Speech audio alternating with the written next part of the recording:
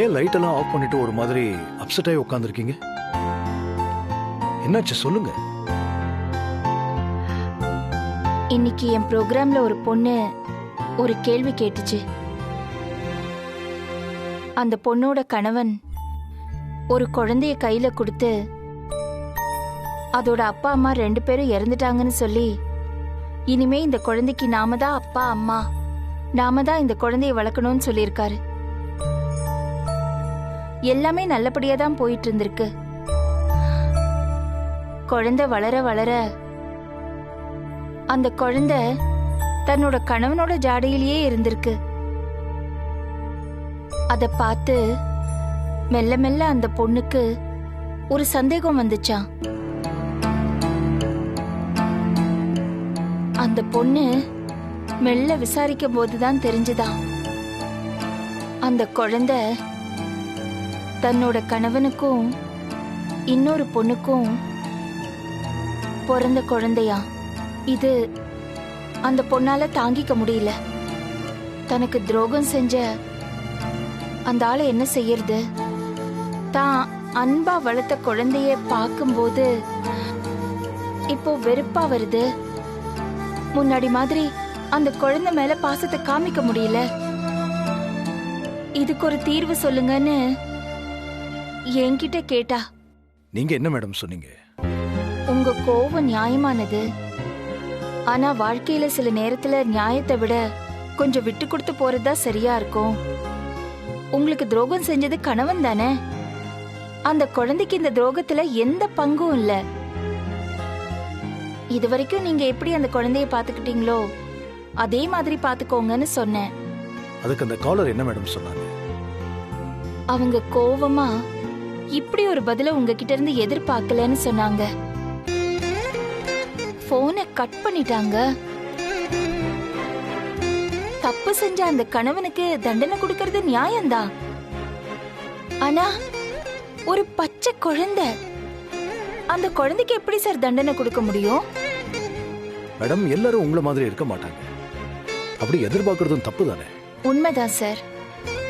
நான் அப்படி எதிர்பார்த்துதான் பவி கிட்ட எல்லா உண்மையும் சொல்லலான்னு நினைச்சேன். ஆனா இன்னைக்கு ரேடியோல நான் சொன்ன பதில் பவிக்கு திருப்தி அளிக்கல. அந்த காலர் சொன்னதுதான் அவ அப்படியே என்கிட்ட சொன்னா. கணவன் மேல இருக்கிற இமேஜ் உடைஞ்சிட்டா அதுக்கப்புறம் அதை சரி பண்ணவே முடியாதுன்னு சொல்லிட்டா. நல்ல வேலை மேடம். குழந்தைக்கு அப்பா சந்தோஷ் தானே நம்ம சொல்லிருந்தா பவியா அந்த பொண்ணு மாதிரி சந்தோஷ தப்பா தான் நினைச்சிருப்பா. ஆமா சார். பவி ஒரு குழந்தைய சுமந்துகிட்டு இருக்கிற இந்த நேரத்துல நாம ஏதாவது ஒரு உண்மையை சொல்ல போய் அதனால ஏதாவது ஒரு பெரிய பிரச்சனை வந்ததுன்னா அத குட்டியாலையும் தாங்கிக்க முடியாது, அப்புறம் என்னாலையும் தாங்கிக்க முடியாது. இந்த உண்மை நம்ம 2 பேருக்குள்ளேயே இருக்கட்டும். இதை யார்கிட்டயும் சொல்ல வேண்டாம். அதுதான் எல்லாருக்கும் நல்லது.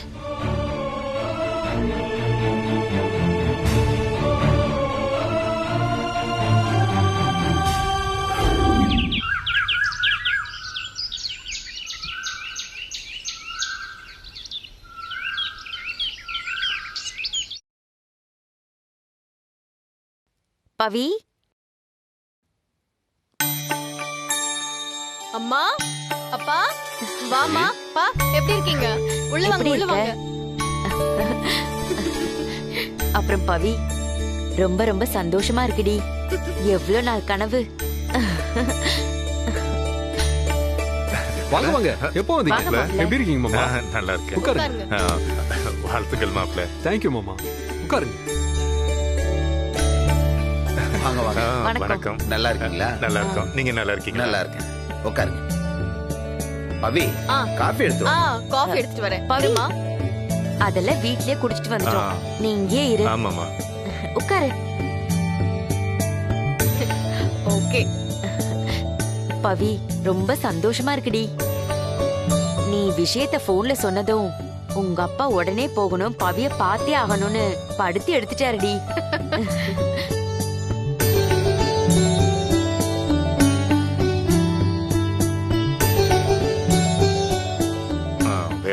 மாப்ள. பவிய நாங்க எங்க வீட்டுக்கு கூட்டிட்டு போய் பாத்துக்கலாம்னு நினைக்கிறோம்.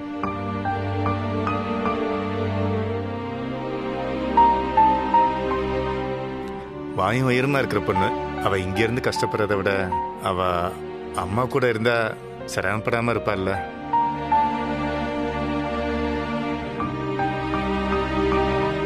அப்பா, எனக்கு இங்க ஒரு கஷ்டமும் இல்லப்பா. என்ன எந்த வேலையும் செய்ய விடாம சந்தோஷம் பாட்டியும் மாத்தி மாத்தி எல்லா வேலையும் செய்யறாங்க. அதுக்கு இல்ல பவி, இங்க இருந்து ஆபீஸ் உனக்கு ரொம்ப தூரம். நம்ம வீட்ல இருந்துதான் அது பக்கம். அப்பா தம்பின்னு யாராவது உன்னை விட்டுருவாங்கல்ல, அதான். ஆமா பவி, ரொம்ப நாளைக்கு அப்புறம் இப்படி ஒரு நல்லது நடந்திருக்கு. நீ எப்படி இருக்க, என்ன பண்றன்னு நாங்க தினம் தினம் யோசிச்சுட்டு இருக்கோம்மா. பக்கத்துல இருந்தா மனசுக்கு நிம்மதியா இருக்கும்லம்மா. மாப்பிள்ள வேணும்னா அப்பப்போ வந்து பார்த்துட்டு போகட்டுமே. அப்படின்னா இங்க வசதியா இல்ல, நாங்கெல்லாம் சரியா பாத்துக்கலன்னு சொல்ல வரீங்களா? ஐயோ, அப்படிலாம் இல்லைங்க. என் பொண்ண பக்கத்துல வச்சு பாத்துக்கணுங்கிற ஆசையில தான் கேட்டேன். அத்தை, நீங்க பாத்துக்கிறத விட 10 மடங்கு அதிகமா தான் நாங்க பாத்துக்கிறோம். மாமா, பவிக்கு இங்க எந்த ப்ராப்ளமும் இல்ல. அவளை பாத்துக்கிறத தவிர எனக்கு வேற எந்த வேலையுமே கிடையாது. அதுக்கு இல்ல மாப்ள. இல்ல மாமா, நான் சொல்றத கேளுங்க. நீங்க எதை நினைச்சு இப்படி எல்லாம் பேசுறீங்கன்னு எனக்கு தெரியும். இது எங்க 2 பேருக்குமே ரொம்ப இம்பார்ட்டன்டான டைம். இதுல நாங்க ஒன்னா இருந்தாதான் நல்லா இருக்கும். நான் என் உள்ளங்கையில வச்சு என் பவிய தாங்குவேன். நீங்க ஒன்னும் கவலைப்படாதீங்க.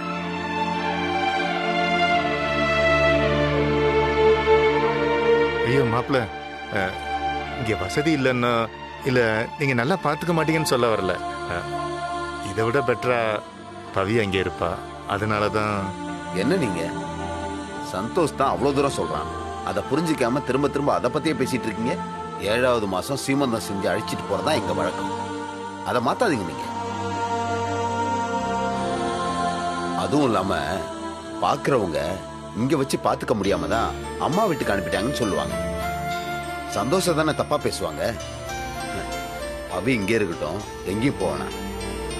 ஆமாம்மா, நானும் இங்கே இருக்கேனே. எனக்கும் சந்தோஷ் கூட இருக்கணும்டாமா ஆசை. அந்த குட்டி குட்டி மொமெண்ட்ஸ் எல்லாம் நான் மிஸ் பண்ண விரும்பல, அதான் சொல்றேன். சாரி, புரிஞ்சுக்கோங்கப்பா.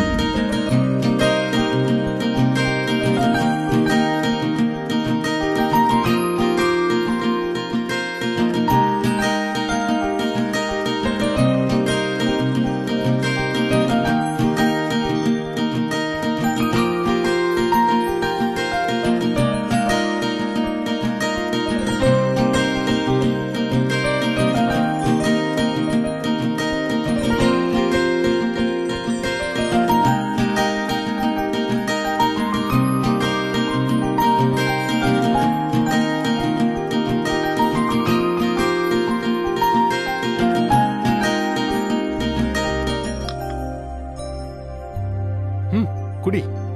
என்னடா இது, பெட் காஃபிலாம்? ஆமா பவி, நீ போய் குளி. அதுக்குள்ளேயே நான் டிஃபன்லாம் ரெடி பண்ணிடுறேன், சரியா? அப்புறம் பாத்ரூம்ல வெந்நீரை நல்லா சூடு பண்ணி வச்சிருக்கேன். அதுல உன் காலை எடுத்து வச்சு ஒரு 5 நிமிஷம் அப்படியே வச்சிரு, என்ன, சரியா? ஏன்னா இந்த மாதிரி நேரத்துல எல்லாம் கால்ல எல்லாம் வலி இருக்குமா, புரிஞ்சுதா? அதுக்கு இந்த மாதிரி வெந்நீர் ட்ரீட்மெண்ட்லாம் ரொம்ப நல்லா இருக்குமா. ஐயோ, அதெல்லாம் போக போக தாண்டா வரும், அப்பதான் பண்ணணும். நோ, இப்பத்துல இருந்தே ஒரு விஷயத்தை நாம பிராக்டிஸ் பண்ணாதான் கரெக்டா இருக்கும், சரியா? சரி, நீ போய் குளிச்சுட்டு வா. நான் போய் கிச்சன்ல ஒரு சின்ன வேலை இருக்கு, முடிச்சிட்டு வரேன், சரியா? காஃபி சூடா இருக்கு, குடிச்சிரு என் செல்ல குட்டி.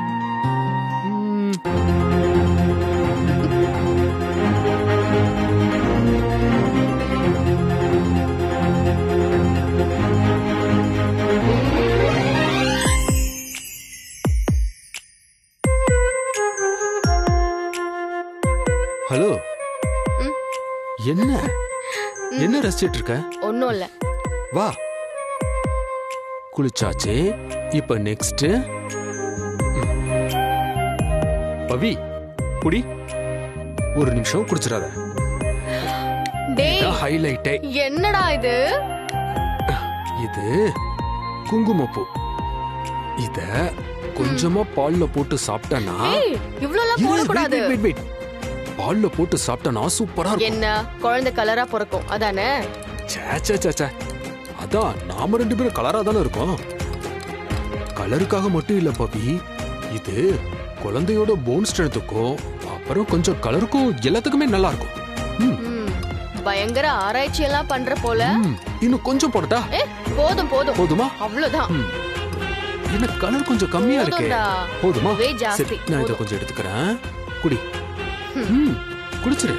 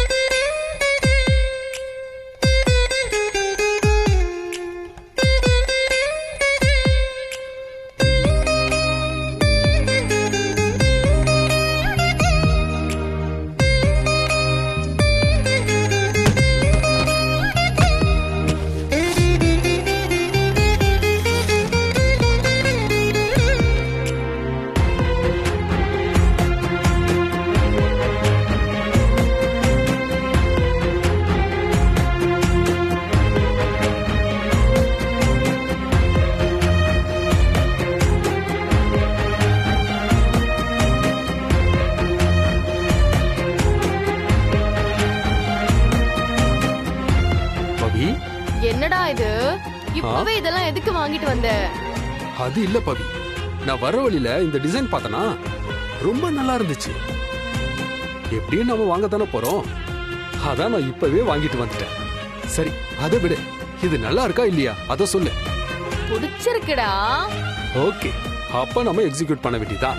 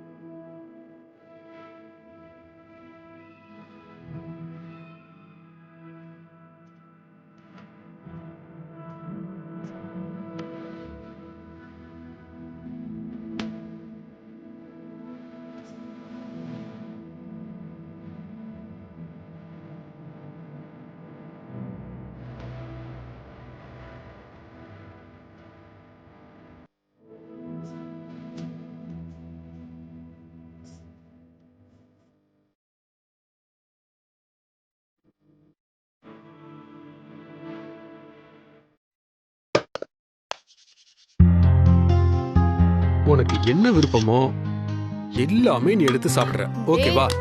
நானே என் கையால சமைச்சது. இரு, எதையுமே மிச்சம் வைக்காம ஃபுல்லா சாப்பிடணும். நல்லா சாப்பிட்டா தானே உன் உடம்பு நல்லா ஹெல்த்தியா வரும். சரியா? ஃபுல்லா சாப்பிடு. அதுக்கப்புறம் உனக்கு பிடிச்ச முருங்கக்காய் சாம்பார் இது இருக்கு.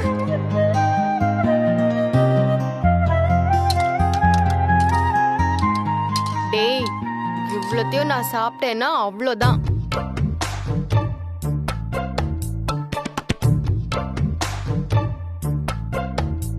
டேய், என்னடா இது? உப்பே இல்ல. அதிகமா உப்பு சேர்த்துக்கிட்டா நாளைக்கு ஹை பிரஷர்ல கொண்டு போய் விட்டுரும். பிரெக்னன்சி டைம்ல அதெல்லாம் ரிஸ்க் ஆயிடுமாமா. அதான் சால்ட்ட கட் பண்ணிட்டேன். சுத்தமா காரமும் இல்லடா. உப்புலயே இவ்வளவு கவனமா இருக்கும்போது காரத்துல கவனமா இருக்க மாட்டேனா? அதையும் கம்மி பண்ணிட்டேன். ஐயோ பவி, நீ ஒன்னும் நார்மல்லாம் கிடையாது. இனிமேல் நீ டெய்லி கீரை சாப்பிடணும். மதியம் ஏதாவது ஃப்ரெஷ் ஜூஸ், ஈவினிங் கலோரிஸ் கம்மியா இருக்கிற மாதிரி ஆர்கானிக் ஃபுட்ஸ் அந்த மாதிரிலாம் எடுத்துக்கணும். அதுக்கப்புறம் நைட்டு நமக்கு இட்லி மாதிரியான சிம்பிளான ஒரு சாதாரண சாப்பாடு போதும். வெரி இம்பார்ட்டன்ட், தூங்குறதுக்கு முன்னாடி குங்குமப்பூல பாலை ஊத்தி குடிக்கணும். ஓகேவா? அவ்வளவுதான். அப்போ எல்லாத்துலயும் சக்கரை, உப்பு, காரம் எதுவும் இருக்காதா? எக்ஸாக்ட்லி பவி. இப்படிலாம் நம்ம கண்ட்ரோலா இருந்தாதான் அது பிரசவ டைம்ல நல்லா இருக்கும். புரிஞ்சதா? அப்புறம் இன்னொரு முக்கியமான விஷயம், கன்சீவா இருக்கும்போது ஃபர்ஸ்ட் 3 மந்த் ரொம்ப இம்பார்ட்டன்ட். அந்த டைம்ல அதிக ஜாக்கிரதையா இருக்கணுமா. புரிஞ்சதா? கேர்ஃபுல். டேய், என்னடா கிட்டத்தட்ட நர்ஸ் மாதிரி ஆயிட்ட. அது இல்ல பவி, அப்படிலாம் ஒண்ணும் இல்ல. இங்க பாரு, நம்மளோட லைஃப்லயே இது ஒரு இம்பார்ட்டன்டான தருணம். நம்ம வாழ்க்கைக்கு ஒரு அர்த்தம் கிடைக்க போகுது பவி. அதான் அத பத்திரமா ரிசீவ் பண்ணணும். புரிஞ்சதா? பவி, ஓகேடா. இந்த சாப்பாடு உனக்கு பிடிக்கலனாலும் நீ சாப்பிட்டு தான் ஆகணும். இல்ல, எனக்கு இத சாப்பிட பிடிக்கலடா. ஆனா எனக்கு வேற ஒண்ணு வேணும். என்ன வேணும் பவி? சொல்லு. எதை வேணும்னாலும் நான் சமைச்சு தரேன். பவி, நான் எல்லாமே உனக்கு பார்த்து பார்த்து செய்றேன். இருந்தாலும் நீ ஏதோ ஒண்ணு மிஸ் பண்ற மாதிரி தான் எனக்கு தெரியுது. எதுவா இருந்தாலும் என்கிட்ட சொல்லு. என்னவா இருந்தாலும் உனக்காக நான் செஞ்சு தரேன். நிஜமா? ஆமா, சொல்லு. எனக்கு காரமா நல்லெண்ணெய் விட்டு செஞ்ச வத்த குழம்பு சாப்பிடணும் போல ஆசையா இருக்குடா. அட, இவ்வளவுதானா? இன்னும் 10 நிமிஷத்துல நீ அசந்து போற மாதிரி சூப்பர் காரக்குழம்போட ரெடியா வர. சந்தோஷ், ஒரு நிமிஷம் இரு.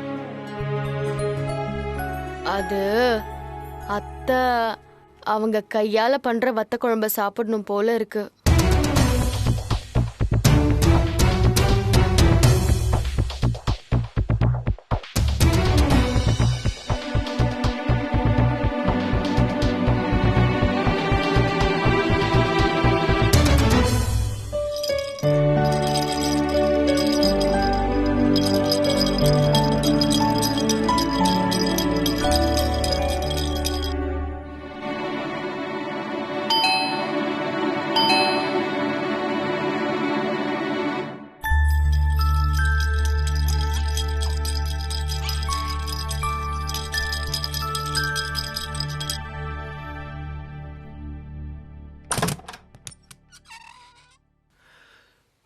சந்தோஷ், என்னாச்சு? ஏன் ஒரு மாதிரி இருக்கு? ஒன்னும் இல்ல சார். மாசமா இருக்கிற மனைவிக்கு அவளுக்கு பிடிச்சதெல்லாம் வாங்கி கொடுக்கணும்னு தான் எல்லா கணவனும் நினைப்பாங்க. அப்படிதான் சார் நானும்.